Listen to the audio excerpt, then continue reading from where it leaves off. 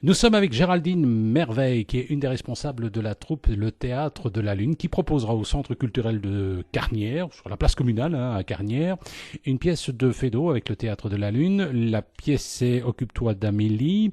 Alors, le pitch en quelques secondes, Géraldine. Alors Amélie est une cocotte entretenue par Étienne de Mildieu. Alors, c'est quoi une cocotte? Alors on va dire que ce n'est pas véritablement une prostituée, c'est une femme qui se fait entretenir par quelqu'un qui a beaucoup de sous. Voilà. Et donc Amélie se fait entretenir par Étienne de Mildieu. Étienne de Mildieu part faire ses 28 jours à Rouen, donc une espèce de service militaire. Et il confie donc sa maîtresse à son meilleur ami Marcel. Sauf que les choses ne vont pas se passer exactement comme il le pensait. C'est vous qui jouez la cocotte? Oui, c'est moi qui joue la cocotte. Comment on fait pour jouer une cocotte?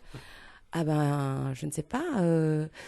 On essaye d'être légère, on essaye d'être séductrice et Alors, les costumes sont d'époque ou alors on a modernisé un peu la pièce? on a modernisé, on a fait ça un petit peu à notre sauce. Voilà. Ben, en tout cas, c'est à découvrir. Donc, à partir du 6 juin, c'est bien ça, ici au Centre culturel de Carnières. Un numéro de GSM si on veut réserver?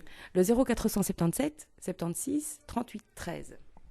Allez, allez, en laissez, puisque je vous dis que je suis le parrain. Nom d'un chien, le parrain. Allez, fous le camp, nom de Dieu, fous le camp. Mais où ça? Mais sous le lit donc. Ah non, zut, hein, moi j'en ai assez. Non, trop tard.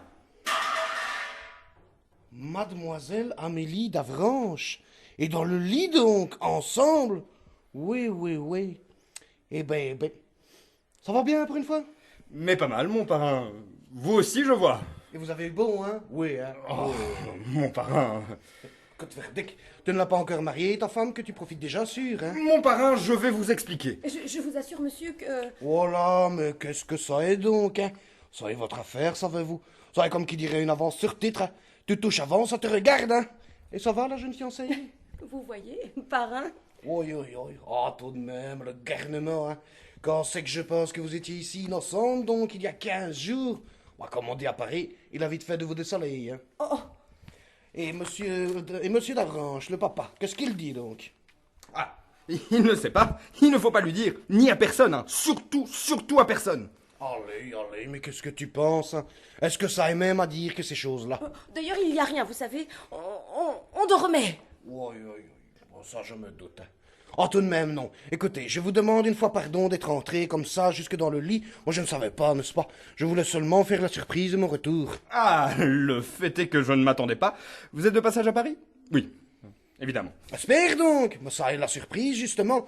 Je me suis dit, vraiment, en souvenir de son père et pour son métier, je ne sais pas faire pour le mariage sans que j'y sois, hein. Hein?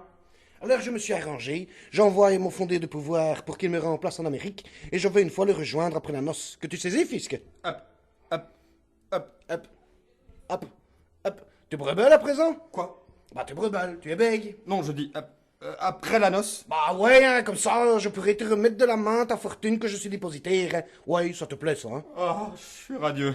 Ah bah ça te faut dire, savez-vous, hein? Car quand je te regarde, ce que tu peux une fois avoir l'air lugubre quand tu es radieux. C'est ce que vous voulez. Ça dépend des natures.